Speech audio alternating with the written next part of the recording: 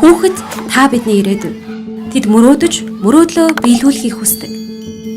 Гэвч хүүхдийг зодож хүчрхийснээс болж тэдний мөрөөдөл харамсалтайгаар үгүй болдог. Дэлхий дээр 2.2 тэрбум хүүхэд амьдардаг. Харамсалтай нь тэдний талаас багагүй хувь нь ямар нэгэн хүчрхийлэлд өртсөн байдаг. Ирээдүйн хүл бөмбөгийн од мөрөөдлөө орхин бага насндаа хэн нэгнийг ирэлдэг.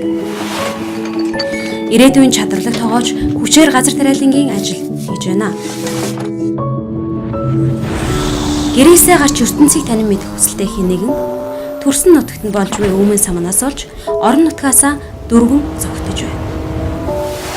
Бусдад мэдлэг түгээх хүсэлтэй хэн нэгэн хүчээр сургуулиасаа гарч руу барь дайтаж байна. Гэхдээ тэдний мөрөөдлийг хадгалж түүндээ хүрэхэд нь та бид тусалж чадна. 60 гаруй улсад дэлхийн зан олон улсын байгууллага нийгэм эмзэг бүлгийн хүүхдийг хамгаалж яг одоогийн байдлаар 40 сая гаруй хүүхэд бидний ажлын үр шимийг хүртэж байна. Бид төрийн байгууллагууд орон нутгийн иргэд итгэл түншүүдтэйгээ илүү үр дүнтэй хамтран ажиллахыг суралцж байна. Мөн бид удирдагч, эцэг эхчүүд, иргэний нийгмийн хүүхдийг хамгаалахыг нэгдэж байг харж байна. Энэ яг одоогийн байдлаар 45 улсад явагдаж байна. Гэхдээ бидэнд таны тусламж хэрэгтэй.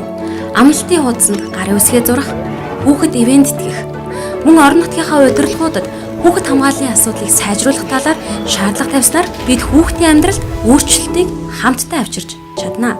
Хүүхэд хүчирхийллийг таслан зогсооход иргэн бүр орон нутгийн төлөөлөл бүхний оролцоо чухал.